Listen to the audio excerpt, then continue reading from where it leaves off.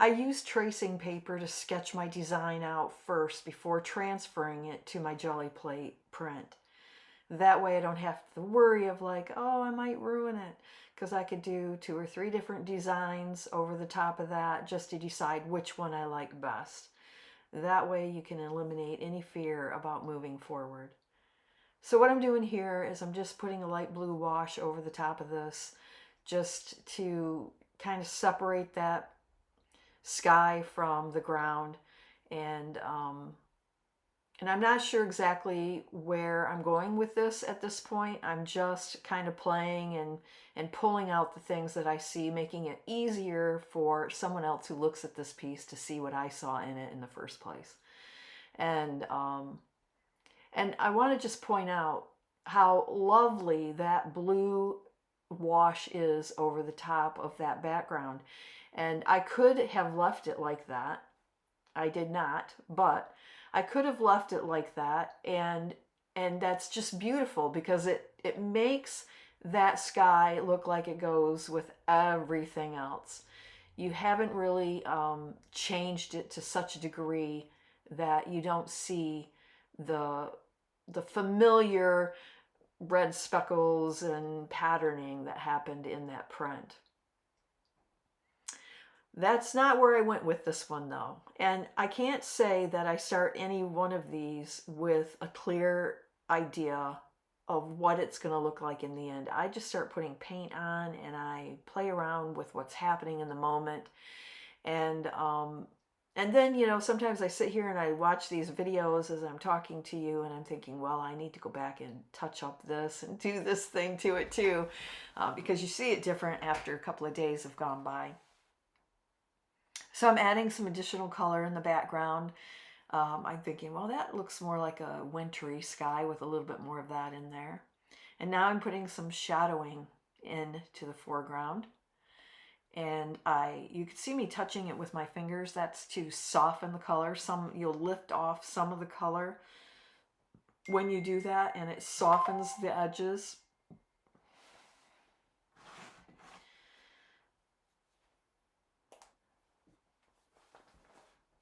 I'm adding a little bit of white now to the foreground, and for 2 reasons. One is I'm wanting this to look more like it's snow, and the second, more important reason is that I'm trying to pull the dress and the woman from the background, and this will help separate her from that a little bit more.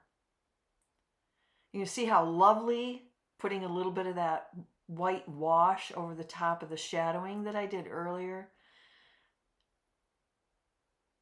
That just softens it all up and just really makes it, for me, I just love that part. That's one of my favorite parts of the whole thing, is that part right there. I'm going back in because I want more definition for the trees, so the trees stand out more, but also for that dress. You need to have a much lighter value for that dress and those wings to stand out a little bit more. So I decided to go ahead and cover up a little bit more as I'm working here.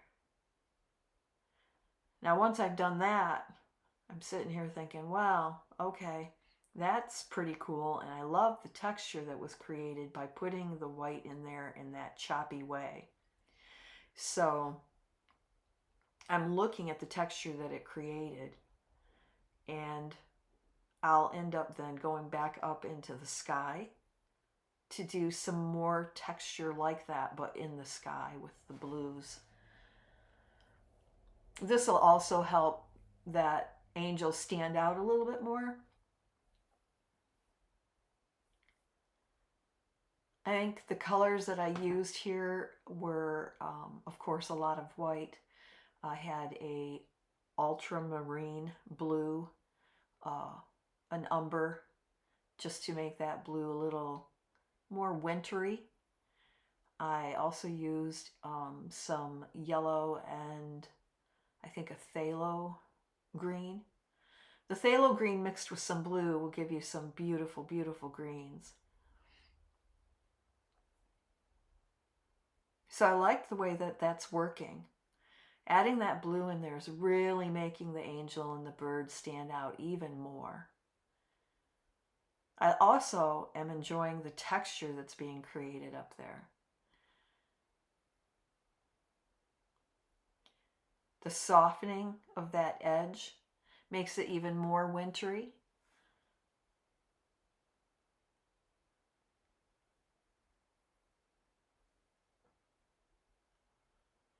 So every once in a while I stop and I just kind of sit and look at the work and try to make decisions about, well, where am I going now? What would I like to do now? And I thought, well, it made it look really good pulling that angel forward by making it darker. So I decided to go even darker with this.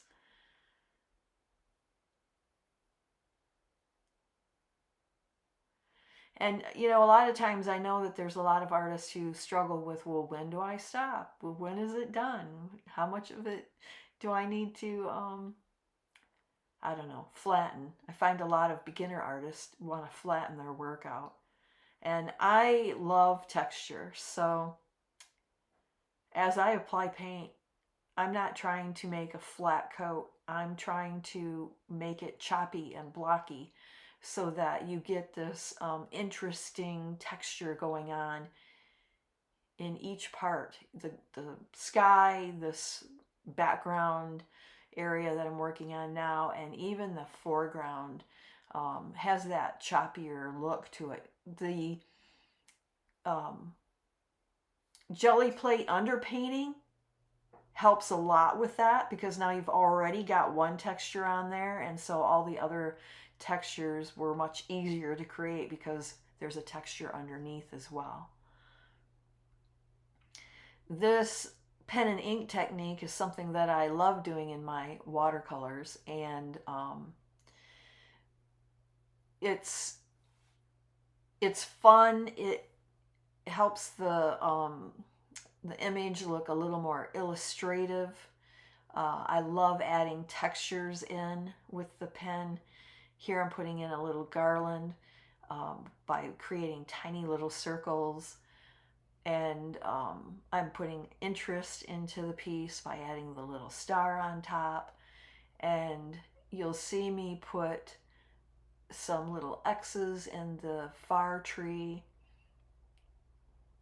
These are all things to add additional texture to the piece.